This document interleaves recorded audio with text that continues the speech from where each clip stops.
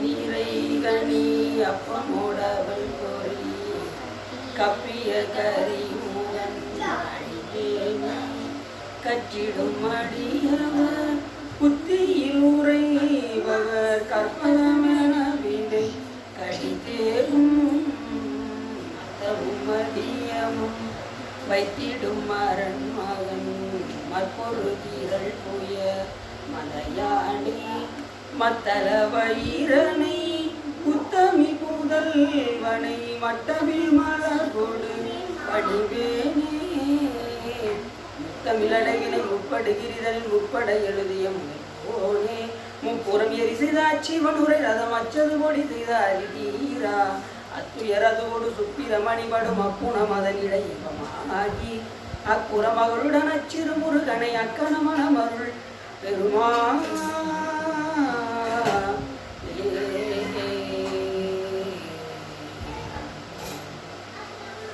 எந்தாயும் எனக்கருள் தந்தையும் நீ சிந்தாகுலமானவை ஈசனையாள் கந்தா கரிவேலவனே உமையாள் மைந்தா குமரா மறைநாயகனே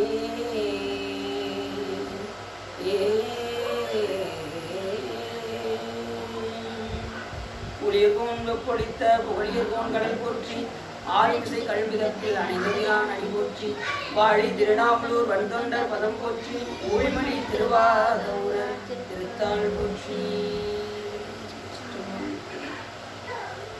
எல்லாம் வல்ல சிவகாமி என்பாளுடனாகிய சகஸ்ரலிங்கேஸ்வரசாமியுடைய பெரும் கருணையினாலே நாம் தொடர்ந்து வாகீச முனிவராக திகழக்கூடிய திரு நாவுக்கரசர் பெருமானை பற்றி சிந்திப்பதற்கு திருவருளும் குருவருளும் அடியார்களும் நம்ம தொடர்ந்து யாரை பற்றி சிந்திச்சுட்டு இருக்கோம்?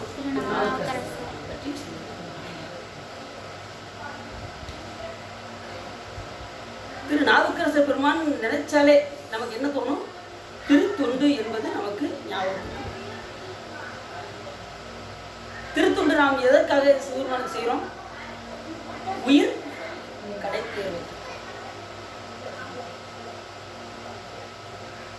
அப்படி இந்த உயிர் கடை தேர்வதற்கு எளிமையான வழி என்னன்னா திருத்தொண்டு. நீங்க அம்பாளுக்கெல்லாம் பூஜை பண்றீங்களா, அலங்காரம்லாம் பண்றீங்களா, அதெல்லாம் தொண்டு இருக்கு. இப்ப கொழுவெல்லாம் வச்சு பண்றீங்க பார்த்தீங்களா, இதெல்லாம் வந்து என்னன்னா திருத்தொண்டு. இறைவனுக்கு அழகிடுதல், மெழுகிடுதல், விளக்கிடுதல், இதெல்லாம் வந்து பார்த்தீங்கன்னா திருத்தொண்டு. கையினால் இறைவனுக்கு பணி செய்தல். கைவினை செய்து எம்பிரான் கடலடி போற்றுதும் நாமடியும் செய்வினை வந்து எம்மை தீண்டப்பெறா திருநீல கண்டம் என்பார் ஞானசம்பந்தர். அப்படி இறைவனுக்கு ஏதாவது கையினால இறைவனுக்கு பணி செய்யும்.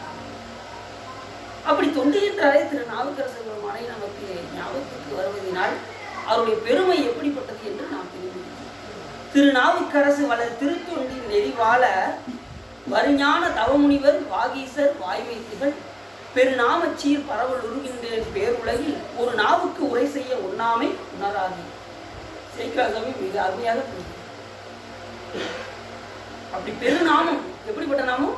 பெருநாமம். திருநாவுக்கரசு என்பது பெருநாமம். இப்ப அவங்க அப்பா அம்மா வச்ச பேர் என்ன பேரு? மருள் நீக்கியார் வச்சாங்க. அந்த பேர் நிலை பெற்று விளங்கவில்லை. அவங்க ஒரு பட்டம் கொடுத்தாங்க. யாரு?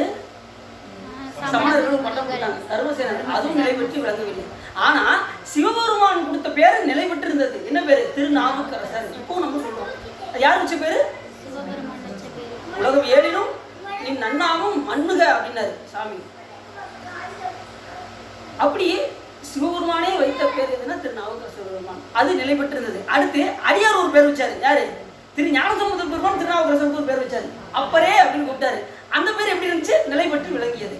இந்த ரெண்டு பேரை தான் நம்ம என்ன செய்வோம்? இப்போ வரைக்கும் நாம் சொல்லி கொண்டிருக்கிறோம். சிவபெருமான் வைத்த பேரும் அடியார் வைத்த பேரும் தான் இப்போ வரைக்கும் நிலை பெற்றது. சமணர்கள் எப்படிப்பட்டாரு? அஸ்தி நாஸ்தி அப்படின்னு அது ஏதாவது பொருள் இருக்கா? கடவுள் இருக்காருன்னு சொல்லணும், இல்லைன்னு சொல்லணும். ரெண்டும் இல்லாம அஸ்தி நாஸ்தினா இருக்காரு இல்லை அப்படின்னா என்ன பொருள் இருக்கு? அப்படி ஒரு சமயம் சமண சமயம். அப்படிப்பட்ட சமயத்துல இருந்து அப்புறம் சாமி திருவருளால சூளை நோயால் தடுத்து ஆட்கொள்ளப்பட்டு வந்தவர் தான் நமது திருநாவுக்கரசர். இந்த உலகத்தில் எதுவுமே நிலை இல்லை. ஏதாவது நிலை இருக்கா? ஊரும் சதமல்ல, உற்று பெற்ற பேரும் சதமல்ல, உற்றார் சதமல்ல, பெண்ணீர் சதமல்ல, பிள்ளைகளும் சீரும் சதமல்ல. இந்த உலகத்தில் எதுவுமே நிலையுடையது கிடையாது. செல்லும் நிலையில்ல. நீ காலே சதம் கட்சி ஏகம்பனே அப்படின்பாரு கட்டுனது. கடைசி நிலையா இருக்கக்கூடிய பெருமான் யாருன்னா சிவபெருமான் ஒருத்தர் தான் நிலையா இருக்கும். மற்ற எல்லா பேருமே மனிதர்களுக்கு எத்தனை ஆண்டு? 100 முதல் 120 ஆண்டுகள். அது வரைக்கும் இங்கே யாரும் வாழ்ந்ததாக அப்படின்னு பார்த்ததே இல்லை. ஏதாவது கொஞ்சம் யோகா பண்ணாங்கன்னா ஒரு 120 வருஷம் வரைக்கும் வாழ வாய்ப்பு. ஆனால் நம்மளாம் யோகா பண்ணுறதுக்கு ஏதாவது நேரம் இருக்கா? கிடையவே கிடையாது. அதுக்கு வாய்ப்பே இல்லாமல் இருக்கு. காலையில் ஒரு சின்ன ஆசனமாவது போட்டுட்டு நம்ம ஏதாவது செய்யணும்னு நினைக்கணும்னா நினைக்க மாட்டோம். அந்த அளவுக்கு உடல்ல கண்ட்ரோல் இல்லை. சரி, மாவாட்டுறதெல்லாம் இருந்துச்சு, அது போச்சு. இப்போ என்ன வந்து மிக்சி வந்துருச்சு, அதுலேயும் சோம்பேறித்தனம் வந்துருச்சு. அடுத்து ஃப்ரிட்ஜு, அப்புறம் துவைக்கிறது கிடையாது, வாஷிங் மிஷின் வந்துருச்சு, அதுலேயும் உடல் உழைப்பு இல்லை. இப்படி உடல் உழைப்பு கூட நம்ம என்ன செய்கிறோம்? தகர்த்து வாழ்நாளுடைய எண்ணிக்கை அதிகரிக்காமல் குறைத்து கொண்டே இருக்கும். நம்மளுடைய கணக்கு எப்படி இருக்கும் அப்படின்னா, வாழ்நாள் என்னைக்கு நம்ம இறக்க போகிறோம்னு நமக்கு தெரியாது. ஆனால் வாழ்நாள் நம்ம எப்படி செய்வோம்? கூட்டிக் கொண்டே போவோம். இன்றைக்கி 1 வயசு, 5 வயசு, 7 வயசு அப்படின்னு கூட்டிகிட்டே போவோம். எத்தனை ஆண்டு நமக்கு முடிவு தெரியாது. ஆனால் யமனுடைய கணக்கு எப்படி இருக்குன்னா, கடைசி இப்போ நமக்கு 80 வயசுன்னு வச்சுக்கோங்களேன், 80லேருந்து குறைச்சிக்கிட்டே வருவார். அவருடைய ஆயுள் வந்து எப்படி இருக்குன்னா குறைத்து கொண்டே வருவார். 80, 70, 69 இப்படி குறைஞ்சி குறைஞ்சி குறைஞ்சி குறைஞ்சி கடைசி எத்தனை? 5, 4, 3, 2, 1 வந்ததும் என்ன செய்வார்? உயிரை எடுக்க வந்து யமன். அந்த யமன் வருவதற்கு முன்னே நம்ம என்ன செய்யணும்? பாவம் செய்யாதிரு மனமே, நாளை கோபம் கொண்டே யமன் கொண்டோடி போவானே, பாவம் செய்யாதிரு மனமே அப்படின்னு சிவாக்கிய சொல்றோம். அப்போ இந்த உலகத்தில் நம்ம என்ன செய்யணும்? பாவம் செய்யாது இருக்கு. நிலையான பொருள் எது, நிலையற்ற பொருள் என்று நாம் என்ன செய்ய வேண்டும் என்ற தெளிவாக தெரிஞ்சுக்கணும். நமக்கு அதுக்கு தான் 6வது அறிவுன்னு ஒன்று சாமி கொடுத்துருக்காரு, பகுத்தறிவு என்று. அந்த அறிவை கொண்டு நாம் என்ன செய்யணும்? இது நிலையுடையது, இது நிலையற்றது என்பதை தெரிந்து அந்த நிலையான பொருளை போய் நாம் என்ன செய்யணும்? சார்ந்து இருக்க வேண்டும். இப்ப தேவர்கள், இப்ப நம்மளை காட்டிலும் புண்ணியம் அதிகமாக செஞ்சவங்க யாருன்னா தேவர்கள். நமக்கே நிலையுடையது கிடையாது. நமக்கு கொஞ்ச நாள், நமக்கு கொஞ்ச காலம் தான். ஆனால் தேவர்கள் அதை விட ஆண்டுகள், லட்சக்கணக்கான ஆண்டுகள் வாழ்வாங்க தேவர்கள். அவங்களுக்குமே அது சில ஆண்டு தானா. நமக்கே இது சில ஆண்டு தான், அது அவங்களுக்கு சில ஆண்டு தான். அப்படி லட்சக்கணக்கான ஆண்டுகள் வாழ்ந்தாலும் கூட அவங்களுக்கு அது சில ஆண்டு தான். சொல்லாண்ட சுருதி பொருள் சோதித்த தூய்மன தொண்டர் உள்ளீர் சில்லாண்டில் சீதையும் சில தேவர் சிறுநெறி சேராமே. என்ன சொல்றாரு? சில்லாண்டில் சில தேவர் சிறுநெறி சேராமே. அவங்களுக்கு சில ஆண்டு தான். அப்படி அத்தனை வருஷம் வாழ்ந்துமே அவர்களுக்கு சில ஆண்டுகள் தான் நாங்கள் வாழ்றாங்கன்னு சொல்றாங்க. அப்ப நம்மள ஏமாத்திரம் யோசிச்சு பாருங்க. அப்ப இருக்கும் போதே நாம் என்ன செய்ய வேண்டும் என்று சொன்னால், இறைவனை நாடி வழிபாடு செய்ய வேண்டும். அன்னைக்கே அப்படின்னு சொன்னேன், நம்ம வாழக்கூடிய காலத்துல இறைவனுக்குன்னு பயன்படுத்தக்கூடிய காலம் பாதி பொழுது உறங்கியே கழிச்சிடும். நம்ம வாழ்நாள்ல பாதி பொழுது உறங்கி கழிச்சிடும்ல. உறங்குறோமோ உறங்க மாட்டோமோ? உறங்கும். உறங்கி கழிச்சிடும் பாதி பொழுது. மீதி பொழுது படிப்பு அதுல போயிருது. அடுத்து மக்கள் மனசோட பேச கழிஞ்சிருது. இப்படி எல்லாத்தையும் மைனஸ் பண்ணி பார்த்தா கடைசி 1% தான் இருக்கும். அந்த 1% காலையில் ஏதாவது குளிச்சுட்டு கோயிலுக்கு போயிட்டு வருவாங்க அப்படின்னு போறாங்கல்ல, அந்த 1%. அதுவும் இல்லைன்னு வச்சுக்கோங்க, என்ன ஆயிரும்? நம்முடைய வாழ்நாள் வீணாக போகும். அப்படி கழிக்காமல் இறைவனை காற்றுள்ள போதே இறைவனை தூற்றிக் கொள்ள கவலைப்படக்கூடாது. அதாவது நமக்கு 60 வயசு ஆயிடுச்சு, இனிமேல் நம்ம சிவபெருமானுடைய திருவுருளை நம்ம பெற முடியுமா, இனிமேல் நம்ம இறைவனை வழிபாடு செய்ய முடியுமா அப்படின்னு சொல்றதுக்கெல்லாம் திரு நாவுக்கரசர் அதான் ஒரு பாடல் பாடி. பாலனாய் கழிந்த நாளும் பனிமலர் கோதை மாதம் மேலனாய் கழிந்த நாளும் மெலிவோடு மூப்பு வந்து கோலனாய் கழிந்த நாளும் குறிக்கோள் இல்லாது கெட்டேன் சேலுலாம் பலனவேலி திருக்கொண்டீச்சரத்துலானே அப்படிங்கிறது. அப்போ சாமி, நான் சிறுவயதில் கூட உன்னை வழிபடாமல் போயிட்டு சாமி, பாலனாய் கழிந்தராகும். சரி, அதை விட கொஞ்சம் மேலே இளவி பருவத்திலேயாவது நான் என்ன செஞ்சுருக்கணும், நான் உன்னை வழிபாடு செஞ்சுருக்கணும். நான் அப்படியும் நான் என்ன செய்யலை, வழிபாடு ஒன்று செய்யலை. இப்போ எனக்கு 60 வயசுக்கு மேலே ஆயிடுச்சு, நான் இனிமேல் நான் எப்படி நான் உன்னை வழிபாடு பண்ணி நான் உன்னுடைய திருவடி அடைய முடியும் அப்படின்னு நினைச்சேன். கவலையே பட வேண்டாம். அப்போ சாமி எத்தனை வயசுல வந்தார்? இப்போ 60 வயசுல என்ன செஞ்சாரு, உழவார பண்ணி பிடிச்சாரு, முன்னாடி வந்துட்டார். இனிமேலாவது என்ன செய்யணும், இதை நாமத்தை சொல்லி பழகணும். கோலனாய் கழிந்த நாளும் குறிக்கோள் இல்லாத கெட்டேன். குறிக்கோள் இருக்கும். காலையில் எந்திரிச்சதும் பெருங்குளர் காலை மூழ்கி பித்தராகி இறைவனுக்கு நாம் பக்தராகி அரும்போடு மலர்களுக்கு உண்டாங்க ஆர்வத்தை உள்ளே வைத்து விரும்பினால் விளக்கு தூபம் விதியினால் இடவல்லாருக்கு கருமினில் கட்டி போல்வார் கடவுள். இதெல்லாம் காலையில் எழுந்திரிச்சு செய்யணும். ஆனால் எத்தனை பேர் செய்கிறாங்கன்னு தெரியல. ஆனால் செய்தால் நல்லது. சரி, இப்படி தேவர்களுடைய காலம்னா ரொம்ப சில காலம், நம்மளுடைய காலமும் சில காலம். இந்த சில காலத்துக்குள்ள நாம் என்ன செய்ய வேண்டுமோ செய்ய வேண்டியதை நாம் செய்து வைக்க வேண்டும். ஒருத்தன் என்ன பண்ணா, நல்லா கவனமாக கேளுங்க. ஒரு தீவு இருக்கு, கடலுக்குள்ள ஒரு தீவு. அந்த தீவுல யாரு வர்றாங்களோ அவங்கள என்ன செய்வான், அந்த வர்றவங்கள அவங்கள அரசராக்கிடுவாங்க. அந்த தீவுக்கே அரசராக ஆக்கிடுவாங்க. அந்த 5 ஆண்டு முடிஞ்சதும் அவர் அப்படி ஓடத்தில் அப்படி கூட்டு போய் தனியாக ஒரு காட்டுக்குள்ளே கொண்டு போய் விட்டுட்டு வந்துடுவாங்க. காட்டுக்குள்ளே என்ன இருக்கும், விலங்குகள்லாம் இருக்கும். அதெல்லாம் என்ன ஆயிரும், அதை அடித்து அந்த யார் போகிறாங்களோ அவங்கள போய் அடித்து சாப்பிடுவாங்க. அவன் இறந்தே போயிடுவான். இப்படி ஒவ்வொருத்தரும் அந்த தீவுக்கு யார் யார் வராங்களோ அவங்க அரசராக்க வேண்டியது 5 வருடம். அந்த பதவி முடிஞ்சதும் கொண்டு போய் அந்த காட்டில் விட்டுருவாங்க. இப்படி நடந்துட்டு இருந்துச்சு. அப்படி ஒருத்தன் தப்பி தவறி அந்த தீவுக்குள்ளே ஒருத்தன் உள்ள நுழைஞ்சான். அவனை தூக்கி என்ன பண்ணாங்க, அரசராக ஆக்கி விட்டாங்க. அவன் கொஞ்சம் மதியில் கொஞ்சம் சிறந்தது. அப்படி ஆக்குனதும் எத்தனை ஆண்டு, 5 ஆண்டு. அந்த ரொம்ப கவனமாக கேட்காங்க, ஏன்னா டீச்சரில் அவங்க ரொம்ப கவனமாக 5 ஆண்டு இருக்கும். இந்த 5 ஆண்டுக்குள்ளே என்ன செய்யலாம் அப்படின்னு அவன் யோசித்தான். யோசித்து இருக்கிற அந்த படை வீரர்கள் எல்லாம் கொண்டு என்ன செய்ய முடியும் அப்படின்னு நினச்சி அந்த காட்டை பூரா அழிச்சான். கொண்டு போய் இதுக்கு அடுத்து என்ன செய்ய போகிறாங்க, அந்த காட்டில் தான் கொண்டு விட போகிறாங்க.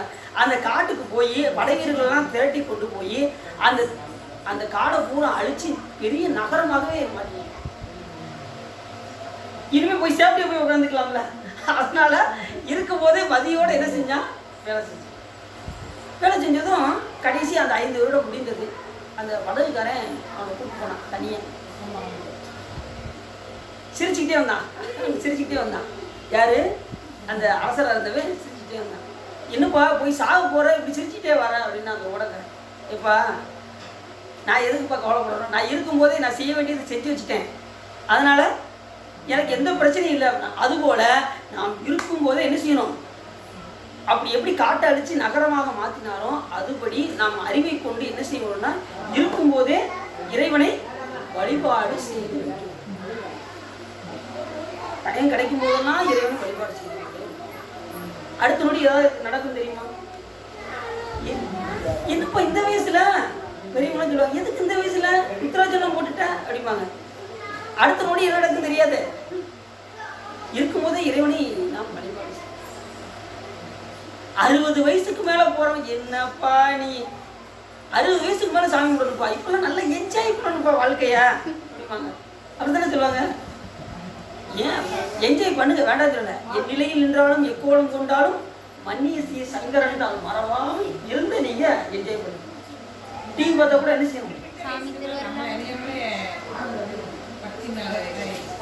வந்துடும். சில பேருக்கு அதுவுமே வர மாட்டேங்க, வயசாகியும் சில பேருக்கு வர மாட்டேங்க பக்தி. அது அவங்களும் என்ன செய்ய சொல்லணும். இப்போ அவங்க சொல்கிற கேள்வி கரெக்டு தான். இப்போ வயசாகிடுச்சுனாலே ஆட்டோமேட்டிக்காக பக்தி வந்துடும் அப்படிங்கிறாங்க. அப்படி வராதவங்க எத்தனை பேர் ஆடியும் நான் காட்டுட்டுமா உங்களுக்கு? 60 வயசுக்கு மேலே ஒரு பாட்டி சொல்கிறாங்க, என்னடா இன்னும் கோயிலுக்கு போகிறீங்க அப்படிங்காங்க. அவங்களுக்கு கோயிலுக்கு போகணுங்கிற எண்ணமே அவங்களுக்கு இன்னும் வரல. கோயிலுக்கு இன்னும் காலம் கிடக்கு, 60 வயசுக்கு பிறகும் இன்னும் காலம் கிடக்கு அப்படிங்காங்க. அதுங்களை என்ன சொல்ல நம்ம?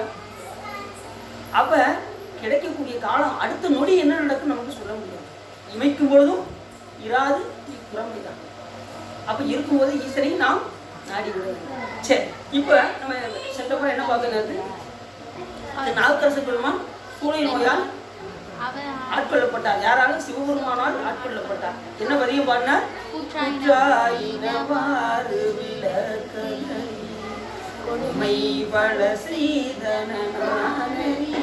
அங்க போயிட்டு என்ன சொல்றாரு? நான் கொடுமை செஞ்சதில்ல சாமி, கூட்டுள் போல இது என்னை உதைக்குது, இந்த வழி என்னால் தாங்க முடியல, ஒன்றை தவிர நான் வேற யாரையும் கும்பிட்டதில்லை அப்படின்னாரு. அங்க போயிட்டு சமண மதத்தில் இருந்தாரு, ஆனா ஒன்றை தவிர வேற யாரையும் கும்பிடலைன்னாரு. ஏன்?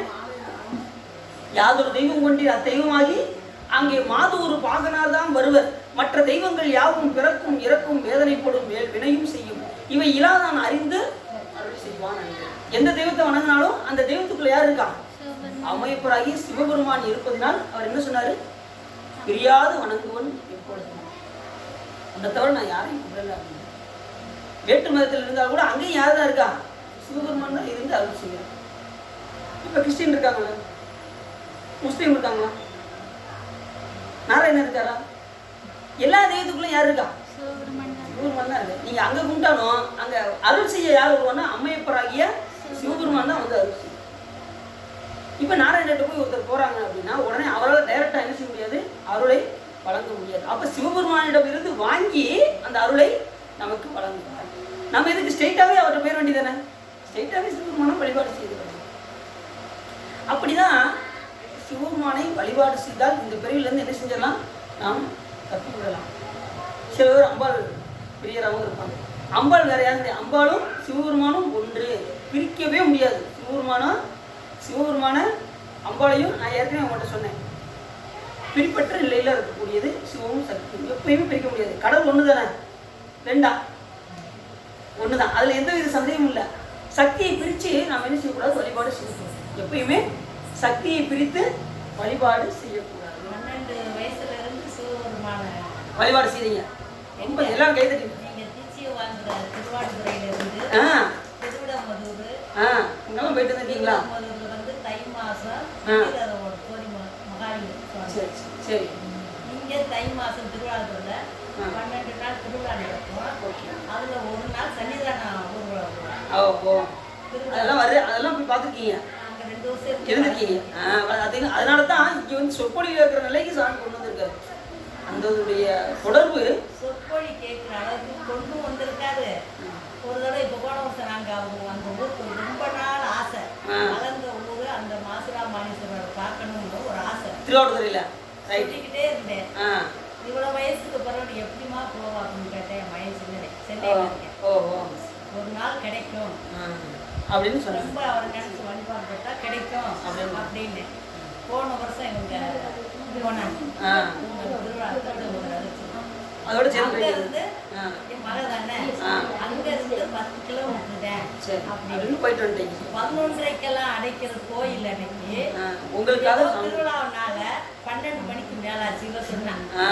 எங்க அம்மா அந்த ஊர்ல இருந்து ரொம்ப நாளா சொல்லிட்டு இருந்தா. இன்னைக்கு அந்த அம்மானுடைய நினைப்பு தான் இன்னைக்கு இன்ன வரைக்கும் நடசாத்தாம கிடைச்சிருக்கு. அது நீங்க செய்த புண்ணியத்தின் காரணமாக. சரி, இப்படி நம்ம ஏதாவது சாமியை நமக்கு திருவருள் புரிந்து கொண்டே இருப்பார். நாம் என்ன செய்யணும்னா அவரோட முழுமையாக நம்மளுடைய அன்பை செலுத்தினால் நமக்கு எல்லாமே சாமி செய்வார். ஏன் அப்படின்னா அவர் கருணையே வடிவானவர், அவர் அம்மையும் அப்பராக திகழ்பவர். ஏற்கனவே சொல்லி பாலில் இருந்து அதோட சுவையை பிரிக்க முடியுமா? பால் இருக்கு, அதோட சுவையை பிரிக்க முடியுமா? அதுபோல சிவமும் சக்தியும், பாலிலிருந்து சுவையை பிரிக்க முடியாதது போல சிவமும் சக்தியும் பிரிப்பற்ற நிலையில் இருக்கும். கடவுள் ஒன்றுதான். அதனுடைய தன்மையில் எப்படி இருக்குன்னா இரு வகையாக இருக்கு, அவ்வளவுதான். ஒரு வாயினி மானாங்காரத்து ஈரியல்வாய் ஒரு வெண்முதல் பூதலம் அப்படின்னு ஞானம் சொல்லிருக்கு. சரி, இப்ப திருநாவுக்கரசு பெருமான் என்ன செய்தாரு? சூளை நோயால் தடுத்து ஆட்கொள்ளப்பட்டார். சிவபெருமான் என்ன செய்தாரு? அவருக்கு சூளை கொடுத்து தன்னுடைய அடியவராக மாற்றினார்.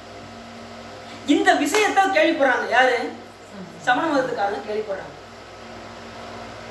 இப்படி வேற்று சமயத்துக்கு போய் சைவ சமயத்துக்கு போய் சிவபெருமான வழிபாடு செய்து அந்த சூழ நோயை சூழ நோய் சரியாகி விட்டது அப்படின்னு சொல்லி உங்களுக்கு பொறுக்க முடியல. யாரால? சமணர்களால பொறுக்க முடியல. ஏதாவது வஞ்சகம் பண்ணணும்னு நினைக்கிறாங்க. இப்போ ஒருத்தவங்க சொன்னதை கேட்கல நம்ம என்ன செய்வோம்? உடனே அவனை எப்படா கவுத்தலாம் அப்படின்னு அப்படியே யோசிச்சுக்கிட்டே இருப்போம். அதுதானே செய்வோம், சூழ்ச்சி பண்ணணும்னு நினைப்போம். அதுபடி இப்போ என்ன செஞ்சாங்க? சமணர்கள் சூழ்ச்சி செய்தார்கள். இப்படி அங்கே போய் சரியாயிருச்சு அப்படின்னு தெரிஞ்சு மன்னவருக்கு தெரிஞ்சதுன்னா என்ன ஆகும்? அந்த காலத்தில் பல்லவ மன்னன் ஆண்டான். அந்த பல்லவ மன்னனுக்கு தெரிஞ்சதுன்னா நமக்கு கிடைக்கக்கூடிய மானியத்தெல்லாம் என்ன பண்ணிடுவான்? தடை பண்ணிடுவான் அப்படின்னு நினச்சி இப்போ என்ன பண்ணுவாங்க? இவங்க சமணர்கள் எப்படியாவது சூழ்ச்சி செஞ்சு அவரை வீழ்த்தணும் அப்படின்னு முடிவு பண்ணுவாங்க சமணர்கள். உடனே மன்னரை போய் பார்க்க போகிறாங்க. சமணர்கள்லாம் போய் அந்த காவலாளிகிட்ட சொல்லி உள்ள அரசவைக்கு உள்ளே சென்று மன்னரை என்ன செய்தார்கள்? அப்படியே சரி செய்ய நினைத்தார். இந்த மாதிரி நம்மக்கிட்ட நம்மளுடைய சாதகத்தெல்லாம் தெரிஞ்சுக்கிட்டு முதல்ல என்ன செஞ்சாங்க? சூளை நோயின்னு வர்ற மாதிரி போய் சொல்கிறான். சூளை நோய் வருதுன்னு போய் சொல்லி அவங்க அக்கா ஏற்கனவே சைவத்தில் இருக்காங்க பார்த்தீங்களா, அங்கே போய் சேருவதற்காக இங்கேருந்து என்ன செஞ்சுட்டான்? அவர் பேர் என்னவர்? மருளீக்கியார். இப்போ வந்து மருளீக்கியாராக தான் இருக்கார். இன்னும் திருநாவுக்கரசர் ஆகலை. மருளீக்கியார் என்ன செஞ்சுட்டாரு? அவங்க அக்கா கிட்ட போய் சேர்ந்துட்டாரு. சைவ சமயத்தில் போய் சிவபெருமான வழிபாடு செய்கிறாரு. நம்ம மதத்துக்கே ஒரு இழுக்கு அப்படிங்கிறாரு. இந்த சமண மதத்துக்காரங்களாம் போய் கம்ப்ளைண்ட் பண்ணுறாங்க. அப்போ என்ன செய்யலாம் சொல்லுங்க அப்படின்னு மன்னர் கேட்குறாரு. உடனே என்ன செய்யலாம் அப்படின்னு ரொம்ப ஆளுங்க சிரிக்கிறாங்க. உடனே இவங்க ஐடியா கொடுக்குறாங்க. அவரை கொண்டு போய் நீட்டறையில் கொண்டு போய் வச்சிருங்க. நீட்டறை என்ன நீட்டறை? சுண்ணாம்பு காலவாய் கேள்விப்படுத்தீங்களா? அதில் கொண்டு போய் வச்சுட்டா சரியாயிரும் அப்படின்னு சொல்லி இவங்க என்ன பண்ணுறாங்க? இவங்களாம் முடிவு பண்ணி மன்னர்கிட்ட சொல்கிறாங்க. மன்னர் நீங்கள் அப்படியே செஞ்சுருவோம் அப்படின்ட்டு. உடனே அந்த சுண்ணாம்பு காலவாயில் உள்ளே வைக்கிறதுக்கு முன்னாடி ஞானக்கிருஷ்ணர் பெருமானை போய் சென்று பார்க்க போகிறாங்க. அவர் எங்கே இருக்காரு? இப்போ திரு அதிகை என்ற தளத்தில் இருக்கின்றார். இப்போ இவரை போய் பார்க்க சமணர்கள்லாம் போகிறாங்க. போனது உன்னை இந்த மாதிரி மன்னர் அழைத்து வர சொன்னார் என்று சொல்லிட்டார். அப்போ சாமி எப்படி இருக்காரு அப்படின்னா, அவகாசம் யாமாருக்கும் குடியெல்லோம் நமனை அஞ்சோம் நரகில் இடர்படும் நடலையெல்லோம் ஏமாப்போம் பிடியறிவோம் படிவோம் அல்லோம் இன்பமே என்னாலும் துன்பமில்லை. அடியார்களுக்கு எப்பயுமே இன்பம் தான், துன்பமே இல்லை அப்படின்னாரு. எதை கொண்டு நான் பயப்படவே மாட்டேன் அப்படின்னு மன்னர் கூப்பிட்றான்னு சொன்னதுக்காக பயந்துருவாரா? நாகக்கரசர் பெருமான் வந்து பயப்படவே மாட்டேன். ஏன் அப்படின்னா இப்போ சிவபெருமானுக்கு ஆளாயிட்டார். அதனால எந்த நிலையிலையும் சிவபெருமான் நம்மளை காப்பாற்றிடுவாரு அப்படிங்கிற உறுதிப்பாடு. நாமார்க்கும் குடியெல்லோ நமனை அஞ்சோம் நரகில் இடர்படும் நடலை எல்லும் ஏமாப்போம் பிடியறிவோம் பணிவோம் அல்லோம் தாமார்க்கும் குடியில்லா தன்மையான தங்கரன் நச்சங்கவன் குலையோர் காதில் கோமார்க்கே என்றும் மீளாய் ஆளாய் கொய்மலர் சேவடியினையே குறிக்கிறோமே அப்படின்னாரு. எப்படிப்பட்டவருக்கு? சங்கவன் குலை காது யார் அணிஞ்சிருக்கான்? சிவபெருமானுக்கு ஆளாகுனதுனால அவரை போய் நம்ம என்ன செய்யணும்? மீளாய் ஆளாய் கொய்மலர் சேவடியினையே சென்று குறிக்கிறோமே. சிவபெருமான்கிட்ட போகும்போது எப்படி போகணும்? இப்படி குறுகி போகணும். இப்படி நிமிந்துக்கிட்டு போகக்கூடாது. சாமியை போய் பார்க்கும்போது சில பேர் பார்த்தீங்கன்னா கோயிலில் 2 கையும் இப்படி தொங்க போட்டுக்கிட்டு கோயிலுக்கு குழம்பு வருவாங்க. அப்படிலாம் வரக்கூடாது. திருக்கோயில் போகும்போது எப்படி தூக்கின கையை இறக்கக்கூடாது. அப்படி தூக்கி வழிபாடு சுற்றும் போது கூட என்ன செய்யணும்? தூக்கி கையோட தான் சுற்றணும். 2 கையும் என்ன செய்யக்கூடாது? தொங்க போடக்கூடாது. அப்புறம் சாமிக்கு நமக்கு வித்தியாசம் இல்லாமல் போகும். சரிதானா? அது மாதிரி எப்படி இருக்கணும்? சென்று குறுகி போகணும். அந்த கூணு குறுகி இறைவன் நம்ம எப்படி பணிவோடு போகணுமோ அப்படி போய் பணிவோம். அப்படி குறுகினோம்னா என்ன செய்வார் சாமி? நம்மளை வாழ்க்கையில் உயர்த்துவார். நான் இப்படி தான் போவேன் அப்படின்னா என்ன செய்வார்? அதுக்கு தகுந்த மாதிரி சாமி செய்வார். ஆனால் சாமி வந்து கருணையை வடிவாளாது. அந்த மாதிரிலாம் செய்ய மாட்டார். நம்மளை என்ன செய்வார்? திருத்துவார். எப்பயுமே தவறு செய்தால் சிவபெருமான் என்ன செய்வார் அப்படின்னா திருத்தம் தான் செய்வாரே தவிர எந்த உயிரையும் தண்டிக்க வேண்டும் என்கின்ற நோக்கம் இறைவனுக்கு கிடையவே கிடையாது. ஏன்னா அவர் கருணையே வடிவானது. இந்த உயிர் தப்பு செஞ்சிருக்கு, இதுக்கு தண்டனை கொடுத்துட வேண்டியதான், இதை ஒரு வழி பண்ணிட வேண்டியதான் அப்படின்னு நினைப்பாரா சாமி? நினைக்கவே மாட்டார். அசுர நிலைக்கே அருள் செய்த பெருமான் நம்மளை விடுவாரா? யோசித்து பாருங்க. நம்ம அந்த அளவுக்கு கொடுமை செஞ்சிருக்கோம். யோசித்து பாருங்க. தீவை புரிந்தாரேனும் குமரவேல் முன்னின்றால் தூயவராகி மேலே தொல்கதி அடைவர் ஆயமும் வேண்டும் கொள்ளும் அடுத்தவன் நீதியும் அன்றோ அந்நாள் செய்த மாயையின் மகனும் அன்றோ வரம்பில்லாத அருள் பெற்று உயிர்ந்தான். கந்தபுராணத்தில் சொல்லுவார். முருகப்பெருமான் முன்னாடி போய் நின்னதுக்கே சூரபத்மன் என்ன செஞ்சாரா சாமி? அவனை தூய்மை நிலைக்கு உயர்த்தினார் சிவபெருமான். சிவபெருமான் தான் யாரா வராரு? முருகப்பெருமானாக வருகின்றார். உங்களுக்கு தெரியாதா? நீங்க அன்னைக்கு வந்ததில்லை. விநாயகர் பெருமான் வேற இல்லை, முருகப்பெருமான் வேற இல்லை, சிவபெருமான் வேற இல்லை, அம்பாள் வேற இல்லை. 4 பேரும் ஒன்று தான். எதை சொன்ன உங்களுக்கு உதாரணம்? ஜோதி. ஜோதி சிவம். நல்லா கவனம் பண்ணுங்க. ஜோதி சிவம். அது தொட்டா சுடுகின்ற தன்மை அம்பாள். அதுக்கு ஒரு நிறம் இருக்கு பார்த்தீங்களா? என்ன நிறத்தில் எரியும்? செம்மை நிறத்தில் எரியும். அந்த செம்மை நிறம் தான் விநாயகர் பெருமான். அதை சுற்றி ஒளி இருக்கு பார்த்தீங்களா? அந்த ஒளி தான் முருகப்பெருமான். இந்த நாளையும் ஜோதி என்கின்ற சிவத்திலிருந்து பிரிக்கவே முடியாது. அதுபோல சிவ குடும்பம் அப்படின்னு வச்சாங்க. விநாயகர் பெருமானையும் முருகப்பெருமானையும் சிவபெருமானையும் அம்பாள். ஒரு இன்னொரு உதாரணம் சொன்னால் அவங்க புரிய நினைக்கிறேன். ஒரு பூ எடுத்தால் சிவம், அந்த பூவினுடைய வடிவம் அம்பாள், அதனுடைய நிறம் விநாயகர் பெருமான், அதனுடைய மனம் முருகப்பெருமான். நாளையும் அந்த பூவிலிருந்து பூ என்கின்ற சிவத்திலிருந்து பிரிக்க முடியாது. அது மாதிரி சாமி எல்லா இடத்துலையும் கலந்துருப்பாரு, எல்லா இடத்துலையும் கலந்துருப்பாரு. ஆனா எங்க உறைந்து இருப்பார் அப்படின்னா திருக்கோயில தான் உறைந்து விளங்கி தோன்றுவார். சிலர் நான் மனசுலேயே நினைப்பேங்க, நான் நினைச்ச சாமி இங்கே வந்துடுவாருங்க, கோயிலுக்கு போகணும்னு அவசியம்லாம் இல்லைங்க அப்படிமாங்க சில பேர். அப்படிலாம் ஆள் இருக்காங்க நிறைய பேர். கோயிலுக்கெல்லாம் போகலாமாங்க, உள்ளம் பெருங்கோயில் ஊனுடம்பு ஆலயம் வள்ளல் பிரானாருக்கு வாய் கோபுர வாசல் தெல்ல தெரிந்தாருக்கு ஜீவன் சிவலிங்கம். அந்த கடைசி விட்டுருவாங்க, அந்த 3 மட்டும் சொல்லுவாங்க, கடைசி தான் விட்டுருவாங்க. எப்பயுமே திருக்கோயில் வழிபாடு ஞானிகளுக்கே உண்டுன்னா நம்மளாம் ஏமாத்தோம். செம்மலை நோண்டா சேர ஒட்டா அம்மலம் கழியே அன்பரோடு மறி மாலர நேயமும் மலிந்தவர் வேடமும் ஆலயமும் தானும் அரணென சொல்லுங்க. ஞானிகளுக்கு எந்த நேரமும் சிவத்தை சிந்திக்கிறவங்க கூட சிவபெருமானுடைய வேடத்தையும் சிவன் ஆலயத்தையும் சிவனவே கண்டு வழிபாடு செய்வார். கடைசி அடங்குற வரைக்கும் திருக்கோயில் வழிபாடு ரொம்ப முக்கியம். உதாரணம் சொல்றேன், பசுமாடு இருக்கு. அது தன்னுடைய ரத்தத்தை எல்லாம் எடுத்துதான் என்ன செய்யுது? பாலாக கொடுக்குது. அது எல்லா இடத்துலையும் இருக்குங்கிறதுக்காக அது தன் மடியில தான் கொடுக்க முடியும், அதுல தான் கொடுக்கும். வேற எங்கேயாவது கொடுக்குமா பாலை? வாயுடி கொடுக்குமா? கொடுக்காது. அதுக்குன்னு ஒரு இடம் இருக்கு, மடி என்கின்ற ஒரு இடம் இருக்கு, அதுலதான் கொடுக்கும். அதுபோல இறைவன் எல்லா இடத்துலையும் வியாபகமாக இருந்தாலும் அவன் அருள் கொடுக்கக்கூடிய இடம் எது? இப்ப பூமியில பூரா தண்ணி இருக்கு, ஒத்துக்கிறீங்களா? பூமியில பூரா தண்ணி இருக்கு, அடியில போரெல்லாம் போடுறோம். இப்ப நம்ம அந்த இடத்துல தான் இருக்கோம். நம்ம இன்னமும் கூலத்துல இருக்கிற மாதிரி நினைச்சுக்கிறோம். நம்ம அந்த நமக்கு இல்லைன்னா உலகம் நிறைய இருக்கு, நமக்கு மேலேயும் உலகம் இருக்கு, நம்ம நடுநிலையா இருக்கும்.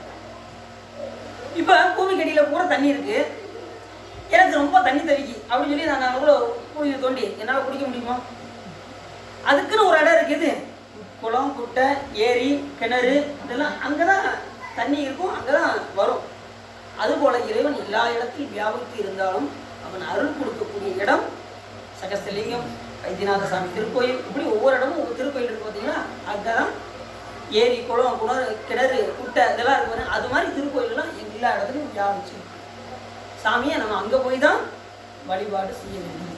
ஆலயம் தொழுவது அப்படி ஆலயம் தூரம் சென்று நாம் இறைவனை வழிபாடு செய்தால் நம்மிடம் இருக்கக்கூடிய ஆணவ மனமானது தேர்ந்து கொண்டே வரும்.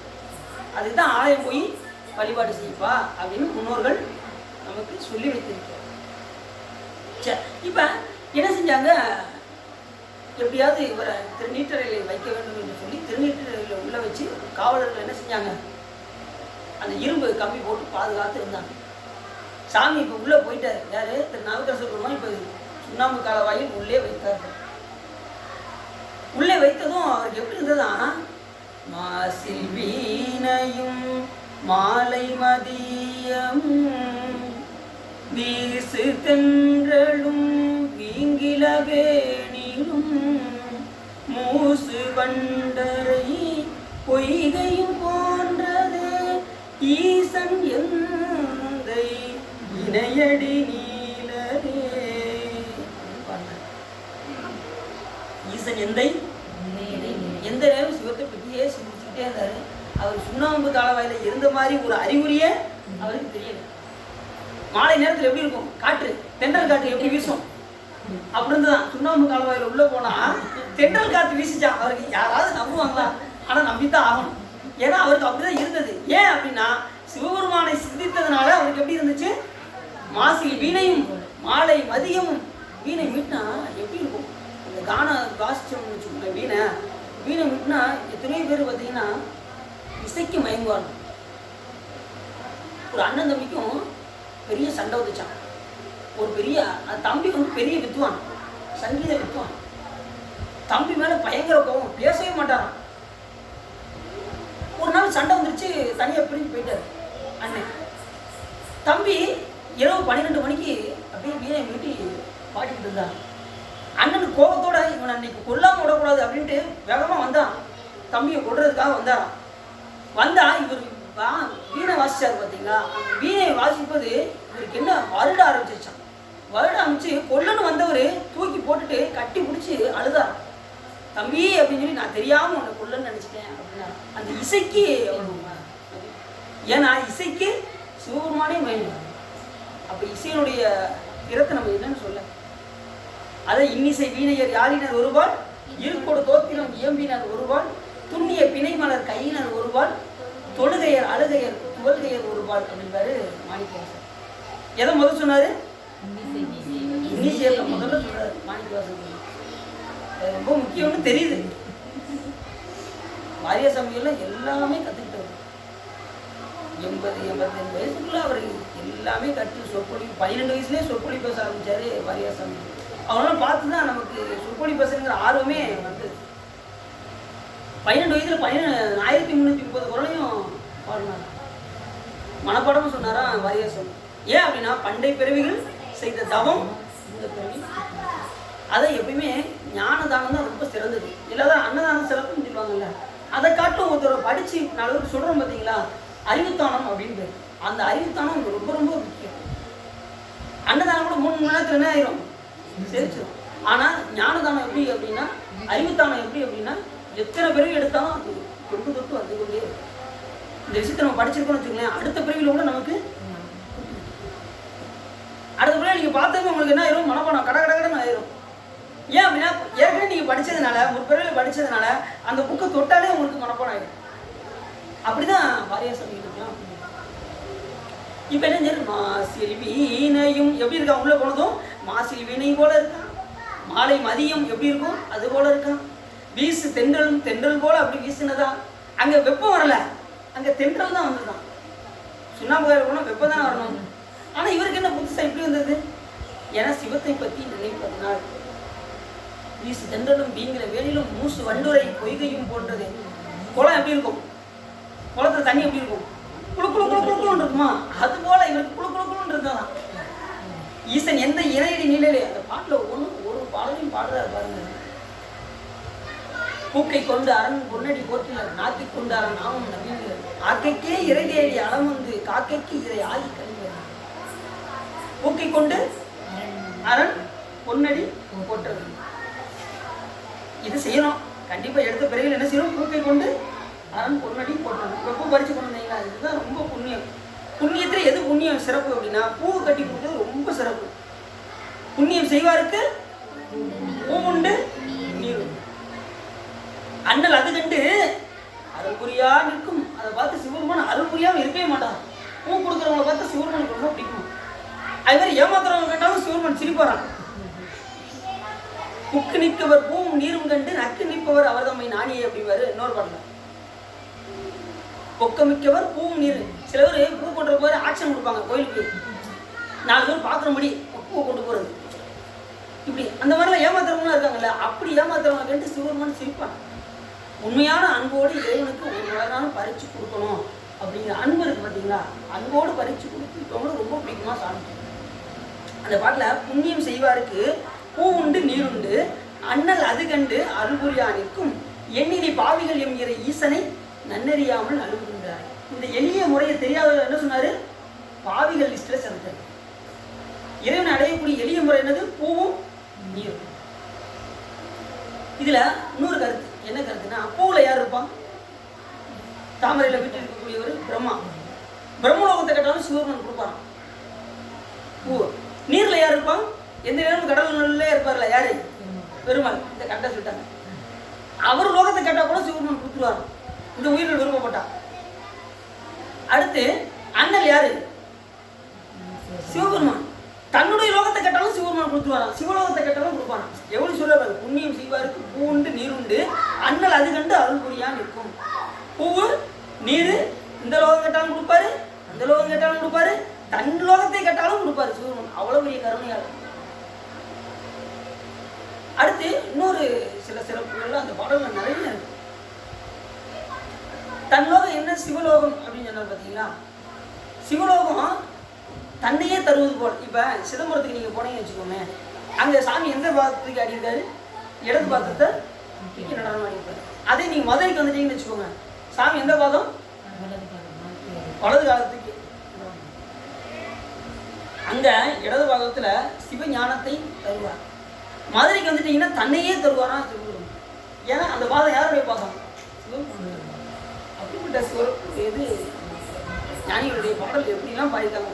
வாழ்த்த வாயும் நினைக்க மாட்ட நெஞ்சும் தாழ்த்த சென்னியும் தந்த தலைவனை சூழ்த்தமா மலதூவி துதியாதே வீழ்த்தவா வினையே. இந்த பாட்டில் சொல்றாரு, மாசிவனை பாட்டில் இவ்வளவு சொல்றாரு. உங்களுக்கு சொல்றது குறைவே அந்த பதியத்தில் உள்ள பாடல் தான் சொல்லிட்டு இருக்கு. வாழ்த்த வாயும், எதுக்கு சாமி வாயு கொடுத்துருக்காரு? அப்புறம் வாழ்த்து நினைக்க மட நெஞ்சு, தாழ்த்த சென்னி தந்த தலைவனை இவ்வளவு கொடுத்துருக்காருல்ல, நாம என்ன செய்யணும்? சூழ்த்தவா மலதூவி துதியாதே வீழ்த்தவா வினையே இல்ல. ஒரு மாசத்துக்கு மட்டும் நான் பூ பண்ணி செஞ்சுட்டு நான் வீட்டுக்கு போயிடுறீங்க அப்படின்னா முடியுமா? எத்தனை என்ன சொன்னாரு? நெடுங்காலம் இறைவனுக்கு பணி செய்ய வேண்டும். ஒரு நாள் 2 நாள் விட்டு போகக்கூடிய காரியம் இது கிடையாது.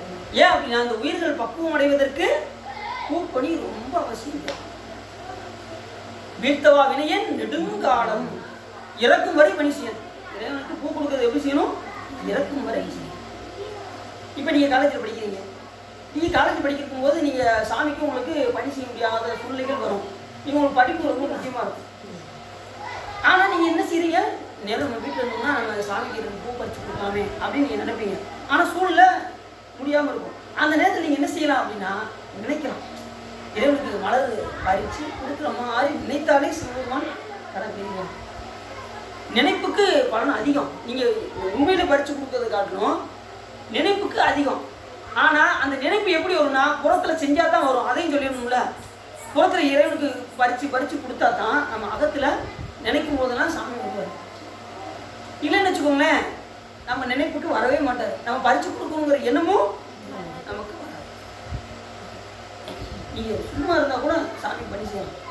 இறைவனுக்கு நேரத்தில் நான் மலர் பறிச்சு கொடுக்கலாம், பூ கட்டிக்கலாம், இந்த நேரத்தில் இப்படிலாம் செய்யலாம். காலையில் இறைவனை வழிபாடு செய்ய போகிற முன்னத்தில் இறைவனுக்கு பூ பறிச்சு கொடுக்குற மாதிரி அந்த பாவனை பண்ணிங்கன்னா பாவனைக்கு எவ்வளோ சிறப்பு.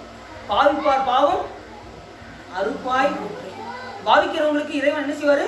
பாவத்தை எரிஞ்சிடுவாராம் சாமி. ஆனால் பாவனை பண்ணணும். இப்போ அதுதான் ரொம்ப முக்கியம்.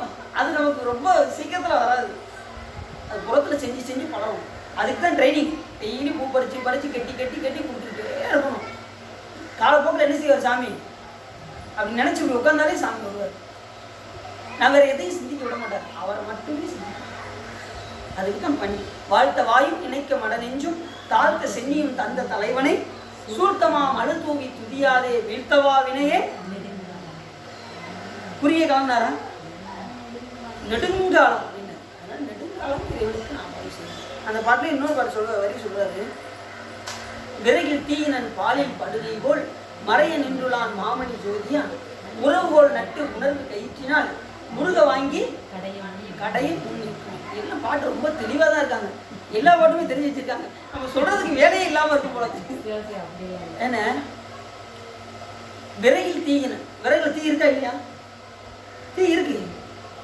2 கட்டையை உடச்சுங்க, தீ இருக்காங்க பட்டும் தெரியும். இந்த மரத்தெல்லாம் கடைகிறாங்கல்ல, கடையும் போது பார்த்தீங்கன்னா வெப்பம் அப்படியே பொறி தெரிக்கும் இருக்கு. ஆனால் தெரியல, மறைஞ்சிருக்கு. பாலில் நெய் இருக்கா இல்லையா? இருக்கா? இருக்கு. ஓகே, எல்லாம் ரொம்ப பாலில் கண்டிப்பாக நெய் இருக்கு. ஆனால் என்ன செய்யல? தெரியல. அப்போ என்ன செய்யணும்? மத்தத்தை ஊன்றி கயிறை வச்சு கடைஞ்சா வெளிப்படும்.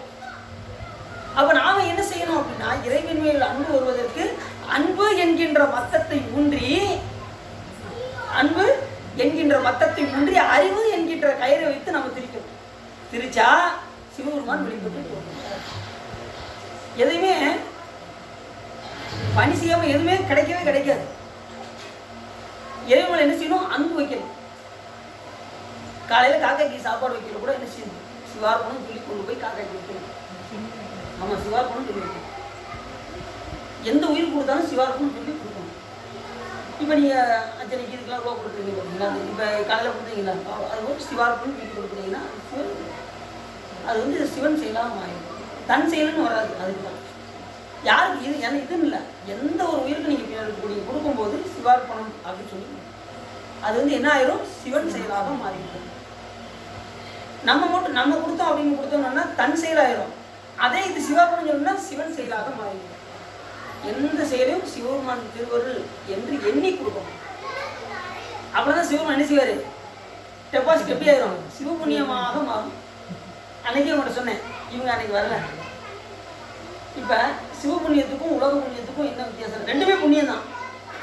இப்போ உலக புண்ணியம்னா இறைவனை மறந்து செய்யக்கூடிய நல்வினைகள், இறைவனை நினைத்து செய்யக்கூடிய நல்வினை இருக்குது, அதுக்கு பேர் சிவபுண்ணியம் பேர். இப்போ ஒரு பேங்க்ல போய் நீங்கள் டெபாசிட் பண்ணுறீங்க, டெபாசிட் பண்ணிவிட்டு அசலையும் வட்டியும் அந்த நிமிஷத்தில் வாப்பா இந்த வச்சுக்கோ இடத்த காலி பண்ணு அப்படின்னு என்ன அர்த்தம், அதுக்கு பேர் உலக புண்ணியம்னு அர்த்தம். அந்த நிமிஷமே சிவபெருமான் கொடுத்து அனுப்பிச்சு விட்டுருவாரு. சிவபுண்ணியம் எப்படி அப்படின்னா உங்களுடைய அசல் அப்படியே இருக்கும், வட்டி மட்டும் வந்துகிட்டே இருக்கும், அதை நீங்கள் அனுப்பிச்சுட்டே இருக்க முடியாது. அந்த மாதிரி சிவபுண்ணியம், சிவபுண்ணியத்தை நம்ம என்ன செய்யணும், செஞ்சுக்கிட்டே இருக்கும். அது என்றையுமே அழியவே அழியாது. எந்த செயலான சாமி பூ பறிச்சு கொடுக்குறதுலேருந்து விளக்கு போடுவது, அலைகிடுவது, மெழுகிடுவது, திருக்கோயிலுக்கு வருவது, கோயிலுக்கு வருவதே சிவபுண்ணியம், சிவன் கோயிலுக்கு வருவதே சிவபுண்ணியம். அவன் அருள் இல்லாமல் நம்ம என்ன செய்ய முடியாது, நீங்கள் உள்ளுக்குள்ளே வரவே முடியாது, என்றே ஆக முடியாது. நீங்கள் அருள் இருக்க போய் சாமி திருவிழா நீங்கள் எல்லாம் வந்துட்டு தொடர்ந்து அவர் சாமி வர வைக்கணும். என்ன அதாவது கோயிலுக்குலாம் சுவாமி சுவாமி திருவருளாலே சிவன் கோயிலுக்கு மெயினாக சொல்கிறது என்ன, சிவன் கோயிலுக்கு சிவபெருமான் திருவருள் இல்லாமல் வரவே முடியாது. சிலர் சொல்லுவாங்க நான் கோயிலுக்கு போனேன் அப்படிம்பாங்க. நான் நினைச்ச கோயிலுக்கு போயிட முடியுமா, எத்தனை நாள் போகணும்னு அந்த கோயிலுக்கு போகணும்னு நினைச்சேன், போக முடியலையப்பா, சூழலில் தடுத்துக்கிட்டே இருக்கே அப்படிம்பாங்க. பார்த்துருக்கீங்களா? ஏன் அப்படின்னா அங்கே அருள் இல்லை. அப்போ அவர் அழைக்கணும், நாம் நினைச்சா போக முடியாது, சிவபெருமான் நினைக்கணும் இந்த உயிர் வரட்டும் அப்படின்னு. யார் நினைக்கணும், சிவபெருமான் நினைச்சாதான் நாம அங்கே போகணும். அதனால் நாம என்ன செய்யக்கூடாது, நான் கோயிலுக்கு போனேங்கிறத விட்டுட்டு இறைவன் என்னை அழைக்கிறார் அதனால போறேன் அப்படின்னு நினைக்கணும். அவ்வளோ சரி. இப்போ அந்த பாட்டில் என்ன சொன்னாரு, விரைவில் தீயினன் பாலில் படுனை போல். அப்போ என்ன செய்யணும், அன்பு என்கின்ற மத்தத்தை ஊன்றி அறிவு என்கின்ற கயிறு என்ன கயிறு அப்படின்னா அவரஞானம் பரஞானம் என்கின்ற இருவகை ஞானம்.